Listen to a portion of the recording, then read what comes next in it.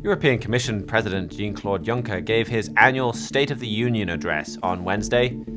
If Europe were to unite all the political and military might of its nations, its role in the world could be strengthened, he said.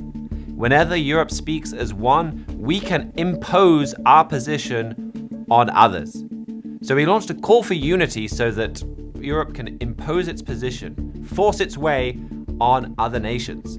And the European Commission announced practical moves to do this. The EU already has plans to create a 10,000-strong border force. And already this border force can be deployed in almost any EU country, even without that host nation's permission. Currently, these border guards are on loan from different nations, but this new force is going to belong solely to the EU, and it will come into force in 2027, at least according to the earlier plans. The new plans announced yesterday would see this come into force much earlier, in 2020, and they'd receive an extra €1 billion in funding over the next couple of years to make that happen. Under the new plans, they'd also be allowed to deploy outside Europe's borders. So they'd be able to use these soldiers, these border guards in North Africa, and they'll be armed. So this is a major step for Europe. It's still short of an EU army, but the EU is steadily moving towards that with these kind of small steps. You can read more about the EU's push this way towards an army and the concrete steps they've already taken in our Trends article, Why the Trumpet Watches Europe's Push Towards a Unified Military.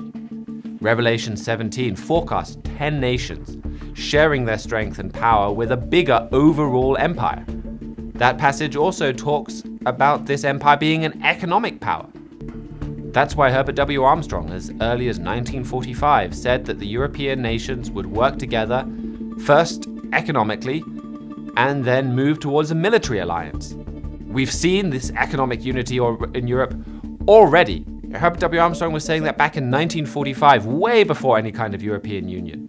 Now we're seeing the military component come together. Meanwhile, the Catholic Church child abuse scandal has hit Germany this week.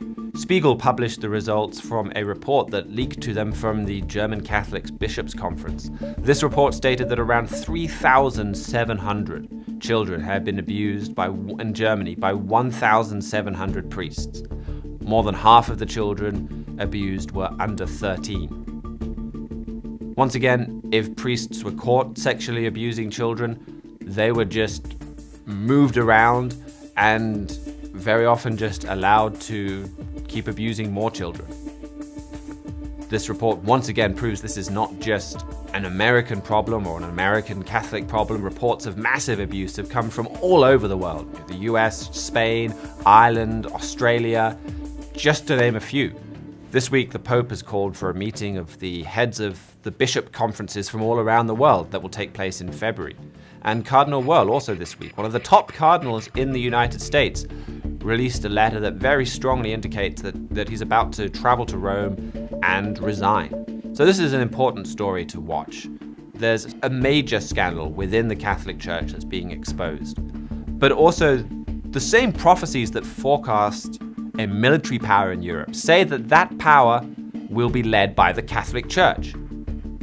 That's going to require some changes from the current leadership of Pope Francis. This scandal could help bring a lot of those changes about. It's certainly a crisis and a perhaps even revolutionary type of crisis for the Church.